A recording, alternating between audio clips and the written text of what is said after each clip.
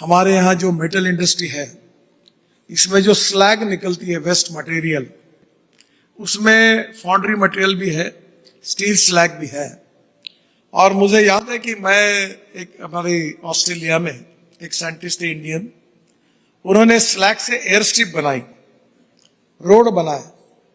जब वो मेरे पास आए तो फिर मैंने उनको जमशेदपुर टाटा के यहाँ भेजा और रायगढ़ में JSW में उनको भेजा, और उन्होंने सफलतापूर्वक, पहले मुझे स्टील इंडस्ट्री मेरे पास आई और उन्होंने कहा कि स्टील स्लैग जो है ये हमारे लिए समस्या है, हम आपको फुकट में दे देंगे।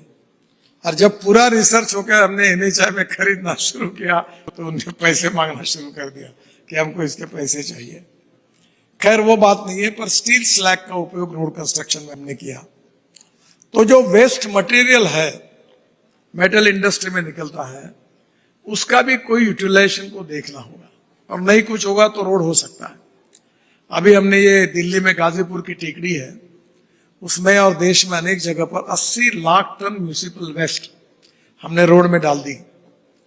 और इसलिए मुझे लगता है कि जो वेस्ट मटेरियल है, वेस्ट टू वेल्थ, तो ये भी आपको ढूंढना होगा to save money to earn money.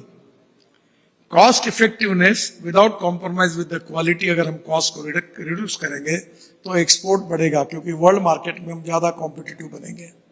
और मैं आपको एक खुशी की खबर देना चाहता हूं जो आपके लिए बहुत महत्वपूर्ण है, कि चाइना की लॉजिस्टिक कॉस्ट 8% है, यूरोपियन कंट्रीज की 12, यूरोपियन और अमेरिका की 12% है, और हमारी 16% है।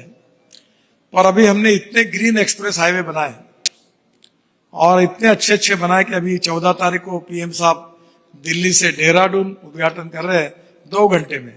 दिल्ली से देहरादून 2 घंटे में, दिल्ली से अमृतसर 4 घंटे में, कटरा 6 घंटे में, श्रीनगर 8 घंटे में, चेन्नई से बेंगलोर 2 घंटे में, मैसूर से बेंगलोर हो गया 1 घंटे में। यहां से मेरठ से दिल्ली आने के लिए 4 घंटे लगते थे, अब 45 से 50 मिनट में लोग आ रहे हैं। ऐसे हम कम से कम 60-70 हाईवे बना रहे हैं, और जिसके कारण दिल्ली मुंबई हाईवे बना है। अब आपका मटेरियल जो ट्रक एक बार माल पहुंचाने के लिए 3 दिन लगता था, मैं विश्वास से 1/3 टाइम में 1 दिन में माल ट्रक आएगा। और हाईवे पे 70 से 80 किलोमीटर स्पीड से एवरेज आएगा ट्रक, कार तो 100-120 में जाएगी। तो नेचुरली हमारी अभी IIM बेंगलोर और चेन्नई IIT और कानपुर IIT ने जब अध्ययन किया तो उन्होंने बताया कि हमारी लॉजिस्टिक कॉस्ट रोड अच्छे बनने के कारण 6% कम हुई है। अब हम फ्यूएल में भी बदल रहे हैं, और फ्यूएल में भी इतने चेंज हुआ है कि अभी पानीपत में, सोनीपत में, ये आप मुंबई के वो मैक्सिमम बख्शी एंड कंपनी है, शिपिंग में काम करती है, उन्होंने JNPT से, कांडला से और मुद्रा से जो कंटेनर है वो यहाँ सोनीपत लेके आते हैं। मैंने प्रोजेक्ट को लॉन्च किया। वो रेन्यू का शुगर वालों ने एक ट्रक बनाई है 60 टन की, और वो 2 प्रकार की टेक्नोलॉजी है, फ्लैश चार्जिंग भी होती है और बैटरी स्वैपिंग।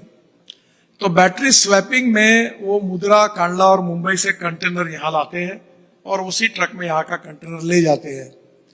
तो जहां 110 रुपए का डीजल लगता था एनर्जी कॉस्ट, वो 110 के बदले में एनर्जी कॉस्ट आई 20 रुपए, इलेक्ट्रिक की कॉस्ट आई 20 रुपए। तो अभी तो फ्यूएल में उतना ट्रांसफॉर्म हुआ ही नहीं, पर रोड अच्छे बने उसके कारण लॉजिस्टिक कॉस्ट 6% कम हुई, यानी 16 से 10% पे आई। ये तो 4-5 महीने पहले थी। आज मैं विश्वास के साथ कह सकता हूं कि हमारी लॉजिस्टिक कॉस्ट सिंगल डिजिट में 9% आई है। और अगर ये 9% आई है तो आप एक्सपोर्ट मार्केट में आप मोर कॉम्पिटिटिव है, क्योंकि आपकी कॉस्ट बचेगी। और इसलिए आने वाले समय में water, power, transport and communication, ये चारों इंफ्रास्ट्रक्चर में बहुत तेजी से बदल हो रहा है, और इसी का फायदा होगा कि हमारा एक्सपोर्ट बढ़ेगा। और एक्सपोर्ट बढ़ाते समय हमारे देश में हमको हमारा रॉ मटेरियल वही उपलब्ध करना है, नहीं होगा तो वर्ल्ड का जितना भंगार है वो इंपोर्ट करके लाना है। और वो भी देखिए, उसमें भी इकोनॉमिक्स है। अगर 40,000 टन का शिप लाओगे तो आपकी कॉस्ट अगर 2,000 रुपए टन है, तो 2.5 लाख टन का पनामा साइज शिप आएगा, क्योंकि वो उसको करीब 18 मीटर ड्राफ्ट लगता है, तो वो कॉस्ट आएगी 1200 रुपए।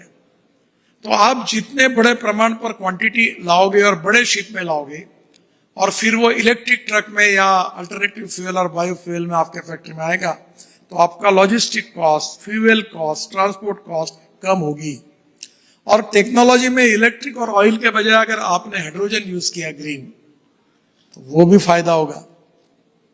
तो टेक्नोलॉजी के साथ लगातार रिसर्च करके हुए वैल्यू एडिशन करके इंडियन इंडस्ट्री को देना ही है, और उसके साथ साथ एक्सपोर्ट को भी करना है, तो उसी से आत्मनिर्भर भारत बनेगा। पर एक बात भी आप याद रखिए कि जो भी प्रोडक्ट आप तैयार करोगे, भगवान की ऐसी करनी है कि उसका ऑप्शन अल्टरनेटिव तैयार होता है। अब ये स्टील वाले बहुत मोनोपोली कर रहे थे, तो मैंने अभी कहा कि ये एक फाइबर ग्लास स्टील है, मैंने वाला अलाउ करो इसको, इसका टेस्टिंग करो। ये बहुत ब्लैक मार्केट कर रहे, रेट बढ़ा रहे, तो वो स्टील आ गया। अब उसका ISI कोड बन गया, तो नेचुरली वो आया। कल कार्बन स्टील आया, फाइबर ग्लास आ गया। तो कहीं ना कहीं ऑप्शंस ओपन हो रहे ताकि कोई भी मोनोपोली का एक डिसएडवांटेज ना ले।